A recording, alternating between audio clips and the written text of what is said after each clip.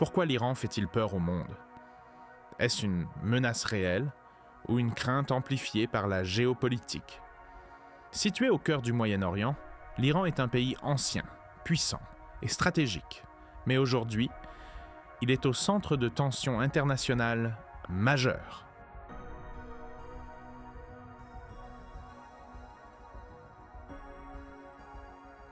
La première source d'inquiétude est le programme nucléaire iranien. Officiellement, l'Iran affirme que ce programme sert à produire de l'énergie. Mais certains pays craignent qu'il puisse aussi servir à fabriquer une arme nucléaire. Si l'Iran obtenait la bombe atomique, l'équilibre militaire du Moyen-Orient serait bouleversé. D'autres pays pourraient vouloir faire de même.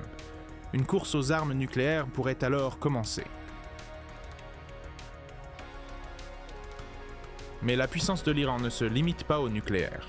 Depuis plusieurs décennies, l'Iran étend son influence dans toute la région.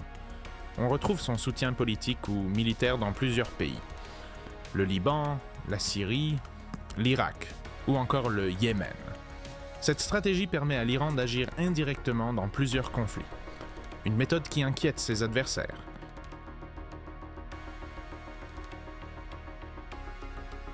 L'Iran contrôle aussi une position géographique cruciale. Le détroit d'Ormuz, passage étroit par lequel transite une grande partie du pétrole mondial. En cas de conflit, l'Iran pourrait perturber ce passage.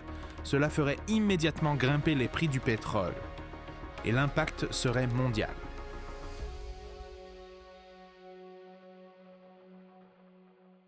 L'Iran utilise aussi une stratégie différente. Plutôt qu'une guerre classique, il mise sur les drones, les missiles et des alliances régionales. Cette stratégie rend les réactions difficiles à prévoir. Et l'imprévisibilité fait peur. Les tensions entre l'Iran et certaines grandes puissances sont fortes. Les rivalités avec les États-Unis, Israël et plusieurs pays du Golfe créent un climat instable. Chaque incident peut faire craindre une escalade militaire.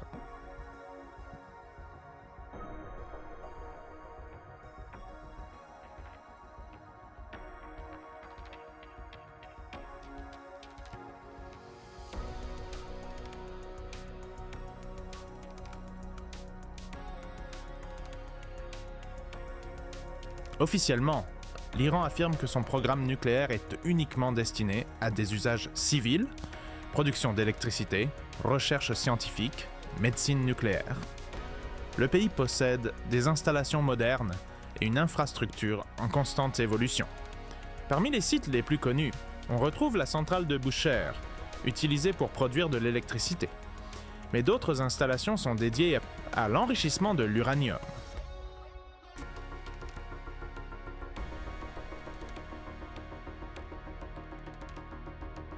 L'uranium enrichi est au cœur des inquiétudes.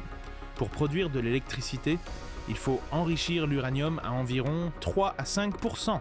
Pour la recherche scientifique, environ 20%. Mais pour une arme nucléaire, il faut atteindre près de 90%. Or, ces dernières années, l'Iran a considérablement augmenté son niveau d'enrichissement, ce qui réduit le temps nécessaire pour atteindre un niveau militaire. Certains sites sont particulièrement sensibles, enterrés sous des montagnes ou protégés par des systèmes de défense avancés.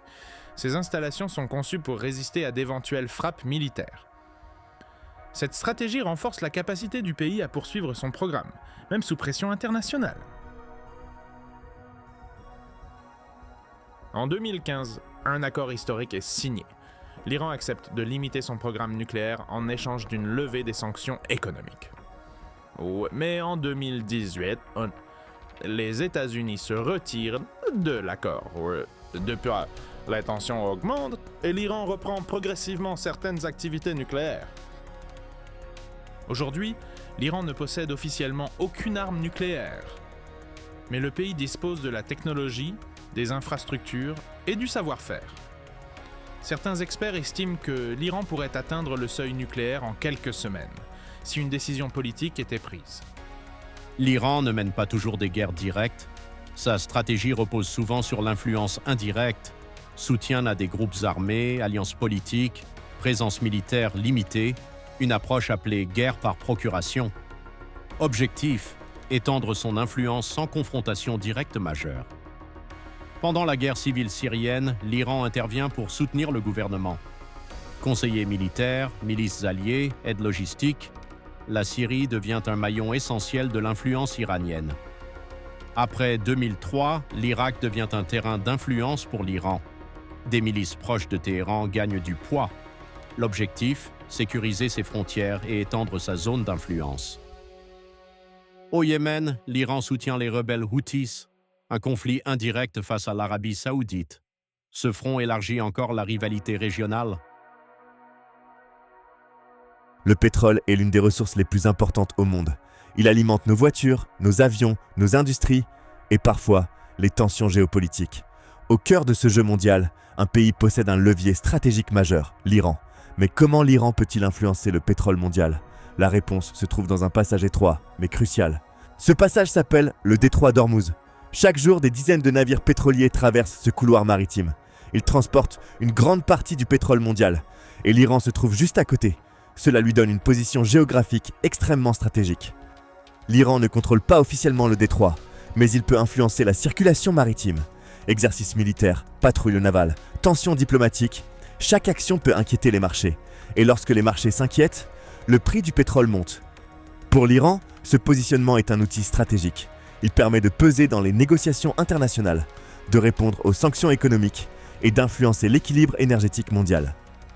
Le contrôle du pétrole ne passe pas seulement par la production, il passe aussi par la géographie. Et dans ce domaine, l'Iran possède un avantage majeur, un passage étroit, mais un impact immense sur le monde entier.